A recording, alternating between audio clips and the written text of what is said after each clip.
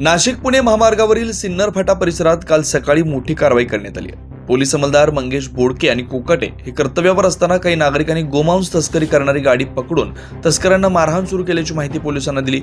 त्यानंतर पोलीस तात्काळ घटनास्थळी दाखल झाले। सिन्नर बाजूकडून नाशिककडे येणाऱ्या चारचाकीला नागरिकांनी थांबवलेलं होतं।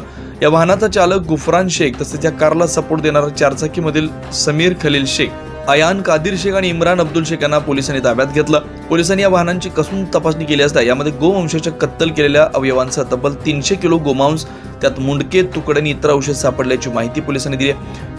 घटनास्थळाचा पंचनामा पोलीस उपनिरीक्षक जितेंद्र माळी यांनी केला। दोन्ही चारचाकी वाहनं जप्त करून आरोपींवर नाशिक रोड पोलीस ठाण्यात गुन्हा दाखल करण्यात आला।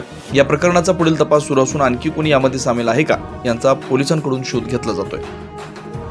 9 न्यूज महाराष्ट्रासाठी प्रतिनिधी प्रवीण कुलथे, नाशिक।